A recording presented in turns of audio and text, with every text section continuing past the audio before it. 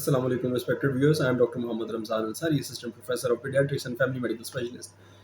Question ये है कि बच्चे को पॉटी ट्रेनिंग कब से स्टार्ट की जाए, बच्चा कब से ड्राई होना शुरू हो जाना चाहिए, बच्चे को कब से आप पैम्पर फ्री कर दें और बच्चे की कैसी रूटीन रखनी चाहिए। पैम्पर के बारे में ये बड़ा इंपॉर्टेंट क्वेश्चन होता है। पैम्पर बच्चे को जितना ज़्यादा हो सके दिन में बच्चे को पैम्पर फ्री रखना चाहिए, चाहे वो 1 दिन का बच्चा हो या 1 साल का बच्चा हो। रात के वक्त मजबूरी की हालत में जी बिल्कुल आप पैम्पर पहनाएं बच्चे को, लेकिन जैसे ही बच्चा 18 माह का हो जाए तो he should be totally dry by the day. बच्चे को 18 माह की उम्र में माँ बाप को बताना चाहिए, इशारे से किसी तरह से बताना चाहिए कि मुझे जो है वो पोटी की हाजत है, मुझे पेशाब की हाजत है। और बच्चे को डे टाइम पे बताना चाहिए और नाइट टाइम पे आप उसको पहना सकते हैं, पैम्पर पहना सकते हैं। लेकिन इस प्रोसेस को आहिस्ता आहिस्ता आपने इस तरह से कंसोलिडेट करवाना है कि जब बच्चे की उम्र 3 साल हो तो वो ना सिर्फ डे को ड्राई हो बल्कि रात के टाइम पे भी ड्राई हो। 18 माह का बच्चा डे टाइम पे ड्राई होगा, लेकिन उसके लिए पेरेंट्स को कैसे पता चलेगा कि ये ड्राई हो सकता है बच्चा और इसको हम पैम्पर के बगैर जो है वो गुजारा इसका करवा सकते हैं या नहीं करवा सकते हैं। उसमें अलामात कुछ होती हैं, कुछ साइंस होते हैं जो पेरेंट्स ने पिक करने होते हैं, या कुछ जो साहिब अकल जो है वो पिक कर सकते हैं। वो क्या है? बच्चा उस वक़्त एक्टिवली मूविंग अराउंड होगा, बच्चा बिल्कुल एक्टिव होगा, बार-बार गिर नहीं रहा होगा। हमारी सोसाइटी में अक्सर बच्चे 1.5 साल की उम्र में इंडिपेंडेंट वॉकिंग या रनिंग नहीं कर रहे होते। इंडिपेंडेंट वॉकिंग और रनिंग नहीं कर रहे होते क्यों? क्योंकि विटामिन ए की डेफिशिएंसी होती है, विटामिन डी की डेफिशिएंसी होती है। दूध इस तरह के पी रहे होते हैं जिसमें फोर्टिफाइड कैल्शियम और फोर्टिफाइड आयरन नहीं होता। विटामिन्स उसमें फोर्टिफाइड नहीं होते, इस वजह से बच्चों में खून की कमी होती है, हड्डियों की कमज़ोरी होती है और डेवलपमेंटल डिले होता है थोड़ा-सा, ज़्यादा नहीं। उसकी वजह से बच्चे हमारे 18 माह पे इंडिपेंडेंट वॉक या एक्टिव वॉक नहीं कर रहे होते। ऐसा बच्चा जो फुल एक्टिव लाइफ़ नहीं गुज़ार रहा, वो अभी तक ड्राई नहीं हो सकता, वो ड्राई बाय द डे नहीं हो सकता। सेकेंडली, ये बच्चे को कम्युनिकेशन उसकी अच्छी होनी चाहिए।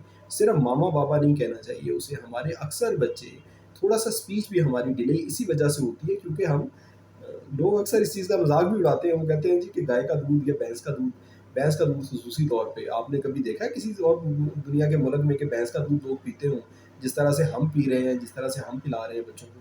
लेकिन इसमें थोड़ी-सी जो है वो बायसनेस है। हाँ, दूध तो सब लोग पीते हैं, लेकिन दुनिया में अक्सर फोर्टिफाइड दूध मिलता है, फोर्टिफाइड। फोर्टिफाइड कैसे होता है? कि उसके अंदर कैल्शियम ऐड होता है, उसके अंदर एक्स्ट्रा विटामिन डी ऐड होता है, उसके अंदर विटामिन ए ऐड होता है, उसके अंदर फॉलिक एसिड ऐड होता है और जितने भी ऑयल्स होते हैं उनके अंदर विटामिन ए और डी एक्स्ट्रा ऐड होता है। पाकिस्तान में तो इस तरह से क्वालिटी कंट्रोल अच्छा नहीं है, तो इस वजह से ऑयल्स में, घी में आपको विटामिन ए और डी शायद ऊपर लिखा होगा डब्बे के ऊपर, लेकिन अंदर पता नहीं क्या मिकदार होगी। और इसी तरह से वहाँ पे इंटरनेशनल दुनिया में आटे के अंदर फॉलिक एसिड और आयरन लाजमन ऐड हुआ होता है। और जितने भी फ़ॉर्मूला है, चाहे बच्चों का फ़ॉर्मूला है, चाहे ड्राइड मिल्क है, चाहे जो है वो एडल्ट के कंज़म्पशन के लिए दूध है, वो फ़ोर्टिफ़ाइड होता है विद एडेड कैल्शियम और उसके अंदर जो उसके फैट्स हैं, वो अच्छी तरह से डिज़ॉल्व हुए होते हैं। हमारे यहाँ पे गलत प्रैक्टिसेस चल रही हैं कि मलाई उतार के बच्चे को दूध देना है, मलाई वाला दूध नहीं देना और उस दूध जो बाकी बच जाता है, उसके अंदर भी बच्चे को पानी डाल के देना है। उसको भी आधा डाइल्यूट करके देना है, आधा उसको पतला करके देना है, उससे बच्चे को बहुत नुकसान होता है। तो बच्चे हमारे थोड़ा-सा चलना भी देर से शुरू करते हैं और नेचुरली रेशियल भी होता है इसमें, हम जेनेटिक वाइज़ भी शायद उस तरह से जो है वो नहीं है, उस तरह से एक्टिव नहीं है, जितना कि वो कौमें एक्टिव है जिन्होंने ये बुक्स लिखी हैं, जिन्होंने ये गाइडलाइंस लिखी हैं। तो अभी 18 माह पे अगर आपका बच्चा जो है वो पॉटी ट्रेन होना शुरू नहीं हुआ, तो एट लीस्ट 2 साल की उम्र तक हमारे बच्चों को पॉटी ट्रेन होना dry by the day, they should be dry by the day. 1 साल जो 2 साल का बच्चा होता है, उसकी वोकैब्युलरी भी इतनी होती है कि वो पोटी या पीशी का बता सकता है कि मामा पोटी, मामा पीशी आई। वो 2 से 3 वर्ड्स के सेंटेंस बनाता है बच्चा, जो 2 साल का होता है। एक बच्चे को जो है वो एक्टिव होना चाहिए, एक्टिवली मोबाइल यानी भागना-दौड़ना उसका नॉर्मल होना चाहिए बच्चे का, और दूसरे नंबर पे वो वोकल होगा, तो उस वक़्त आप बच्चे को पॉटी ट्रेनिंग शुरू करें। अभी इससे पहले क्यों ना करें? इससे पहले उनको उन्हें क पॉटी ट्रेनिंग करने से क्या मसला होता है? इससे जो है वो थोड़ी-सी कन्फ्यूजन फैलती है बच्चे के दिल में और बच्चे के दिमाग में कन्फ्यूजन आती है। बच्चे को अगर आप बहुत अर्ली पॉटी ट्रेनिंग करना स्टार्ट कर दें, तो हो सकता है कि ये जो उसने अभी हैबिट्स ही बना ली है कि आप तो उसको कोशिश कर रहे हैं पॉटी ट्रेनिंग की, लेकिन बच्चा पॉटी ट्रेन नहीं हो रहा।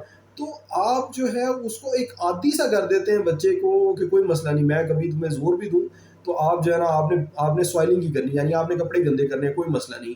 तो इस चीज़ को जब बच्चे की थोड़ी-सी समझ-बूझ ज़्यादा बेहतर हो जाए, जब वो एक्टिव हो जाए और जब वो कम्युनिकेट बेहतर करना शुरू कर दे, तो उसी वक़्त कोशिश करें कि बच्चे को पॉटी ट्रेन करना शुरू करें।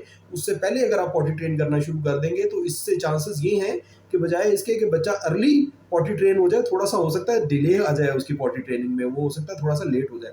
और अगर 3 साल से बड़ा बच्चा पॉटी ट्रेन नहीं है, तो ये एक परेशानी की बात है। इसमें क्योंकि 3 साल से बड़े बच्चों ने डे केयर में जाना होता है, अक्सर जो वर्किंग फैमिलीज़ हैं, इन्होंने डे केयर में जाना होता है, इन्होंने किंडरगार्टन्स में जाना होता है, इन्होंने प्ले ग्रुप्स में जाना होता है। तो ऐसा बच्चा अगर पॉटी ट्रेन नहीं है, तो फिर आपने थोड़ा-सा परेशानी का जो है परेशानी लेनी है इसकी, इसको पीडियाट्रिशियन के पास जाना है, लेके जाना है, इसका मुआयना करवाना है कि इसको कहीं जो है वो फंक्शनल कॉन्स्टिपेशन तो नहीं है, ऐसा तो नहीं है कि ये ज़बरदस्ती रोक रहा है, पोटी को रोक रहा है और उसकी वजह से पोटी इसके अंदर जमती जा रही है, या और उसकी साइड से जो है वो पोटी निकलती है और फिर स्वेलिंग हो रही है। और सेकेंडली आपने ये करना है कि उसकी समझ-बूझ के बारे में थोड़ा-सा आपने अलर्ट होना है, उसका आईक्यू टेस्टिंग करवानी है बच्चे की, जो है वो इंटेलिजेंस के ऊपर जो है वो थोड़ा-सा वर्किंग करनी है, ताकि पता चले कि आपका बेबी जो है वो खुदा ना खास्ता किसी और ज़हनी आर्ज़े में मुब्तला नहीं है और वो नॉर्मल स्पीच भी नॉर्मल डेवलप कर रहा है, बाकी भी चीज़ें नॉर्मल डेवलप कर रहा है और वो पॉटी ट्रेनिंग होने के भी काबिल है अभी या नहीं है। तो ये थी व्यूअर्स आज की गुज़ारिशात, उम्मीद है आप लोगों को इससे फ़ायदा होगा और आप मेरी वीडियो को लाइक करेंगे और चैनल को सब्सक्राइब करेंगे। Thank you very much. अस्सलाम वालेकुम।